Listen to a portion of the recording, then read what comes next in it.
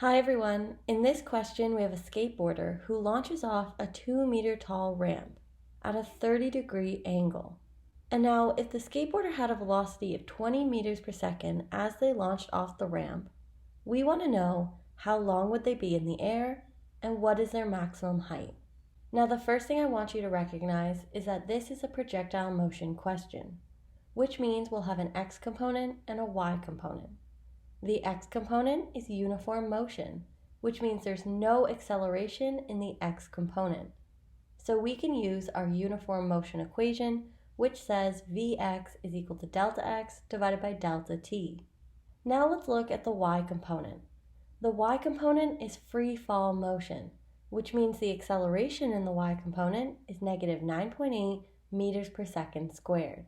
And it also means we can use our kinematic equations to solve for variables in the y component.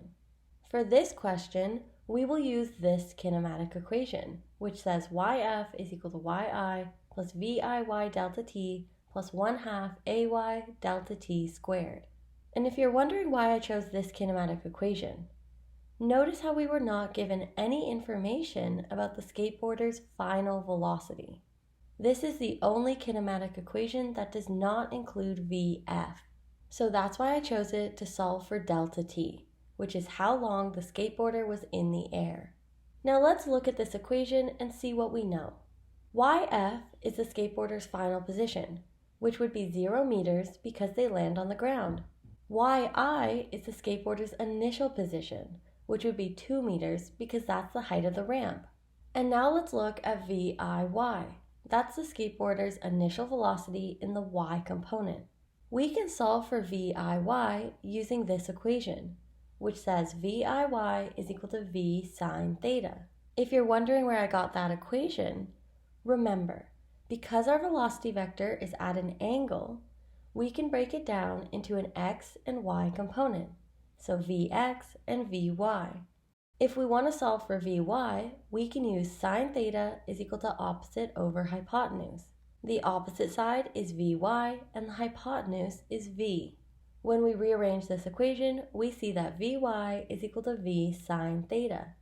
Now what if I asked you to solve for Vx? Well, we could use cos theta is equal to adjacent over hypotenuse. The adjacent side is Vx, the hypotenuse is V, and if we rearrange this equation, we can see that Vx is equal to v cos theta. So that's how you use trigonometry to solve for Vx and Vy. And now that we know Viy, we can just plug in our values for the velocity and the angle, and we see that Viy is equal to 10 meters per second. And now the last variable that we know is ay, the acceleration in the y component. And now that we know all our given variables, we can use this kinematic equation to solve for delta t. All I have to do is plug in my values, simplify, and then we're left with this. And this is a quadratic equation.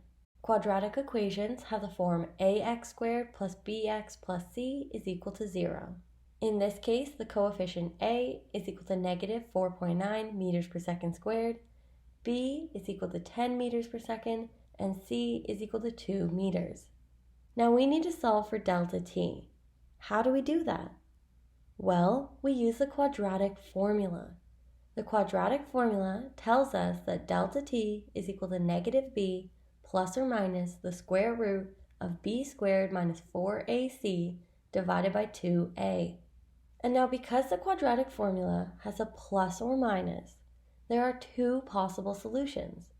We have delta t is equal to negative b minus the square root of b squared minus 4ac divided by 2a. And then we have delta t is equal to negative b plus the square root of b squared minus 4ac divided by 2a. And we need to check both solutions in order to find the answer. Let's start with our first one. Here we plug in our values for the coefficients a, b, and c, and then we solve. And what we find is that delta t is equal to 2.2 seconds. Let's try our next solution. Here we can plug in our values for the coefficients a, b, and c, and when we do the math, we find that delta t is equal to negative 0.18 seconds.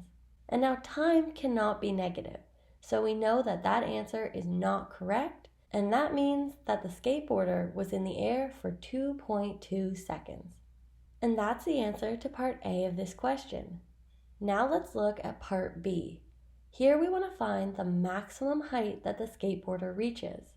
And now the most important thing that you need to remember is that at the maximum height, the velocity in the y component is equal to 0. So let's figure out what we know. We know the initial velocity in the y component. We had used v sine theta to figure out that that's equal to 10 meters per second.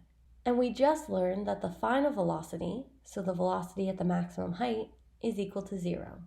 And then because we're dealing with the y component, we know that the acceleration is equal to negative 9.8 meters per second squared.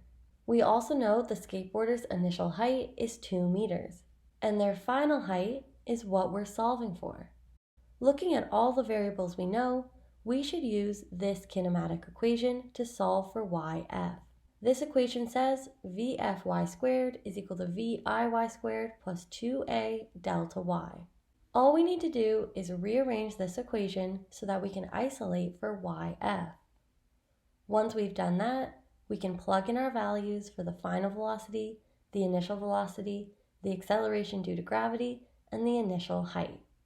And when we do the math, we find that the maximum height that the skateboarder reaches is 7.1 meters. And that's the end of this projectile motion question.